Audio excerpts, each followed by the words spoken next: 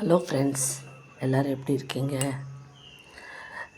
இன்றைக்கி நான் கொடுக்க போகிற மெசேஜ் என்னென்னா, நமக்கு பலவிதமான டென்ஷன்ஸ், ப்ரெஷர் எல்லாமே நம்ம வாழ்க்கையில் இருந்துகிட்டு இருக்கோம். நாம் சில சமயங்களில் நம்மளை யாராவது காயப்படுத்திட்டாங்கனாக்கா நம்ம அதையே நம்ம நினச்சிட்டு இருப்போம். நம்ம மனசு அந்த மாதிரி ஒரு செகண்டில் பல எண்ணங்கள், பல தாட்ஸ் வரும் அவங்கள பற்றி. நம்ம அந்த மாதிரி நினைக்கக்கூடாது. அவங்க நமக்கு கெடுதல் நினச்சாலோ, நம்மளை ஏதாவது சொல்லிட்டாலோ, நீங்கள் எதுவும் அதை பற்றி ஒரு கவலைப்படாதீங்க. நீங்கள் கொஞ்ச நேரம் அப்படியே அமைதியாக இருந்துடுங்க. அதுக்கப்புறம் அவங்களுக்கு நீங்கள் நல்லதே நினைங்க. நெக்ஸ்ட்டு உங்கள் மைண்டு அமைதியாகணும்னா ஒரு நல்ல விஷயங்களை பாருங்கள். ஒரு நல்ல செய்திகளை அப்சர்வ் பண்ணுங்கள். ஒரு பேச்சாளரோட பேச்சை கேளுங்க. அதுக்கப்புறமா ஒரு புக்ஸ் படிங்க.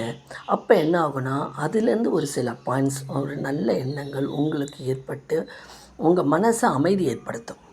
அது அந்த அந்த கெட்டதுலேருந்து உங்கள் மனசை மாற்றிடும்.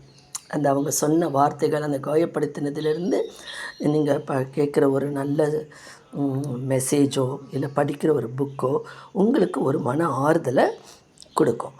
அந்த மாதிரி உங்கள் வாழ்க்கையை நீங்கள் திசை திருப்பிக்கங்க. அதுக்கு தான் சொல்லுவாங்க, மனம் கஷ்டமாக இருக்குன்னா ஏதாவது ஒரு வேலையில் ஈடுபாடு செய்யணும், அதையே நினச்சிட்டு உட்காந்துடக்கூடாதுன்னுட்டு.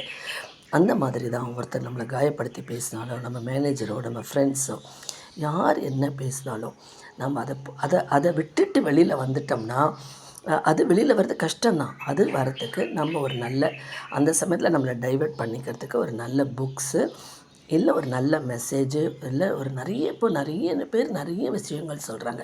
அதுலேருந்து ஒரு சில பாயிண்ட் நம்ம வாழ்க்கையிலும் நம்ம மாற்றிக்கிறதுக்கோ, நம்ம மன அமைதிக்கோ அது உறுதுணையாக இருக்கும். ஓகே ஃப்ரெண்ட்ஸ், இன்றைய எபிசோடு உங்களுக்கு பிடிச்சிருந்ததுன்னா லைக் பண்ணி ஷேர் பண்ணுங்கள். மீண்டும் ஒரு புதிய எபிசோடுடன் உங்களை சந்திக்கிறேன்.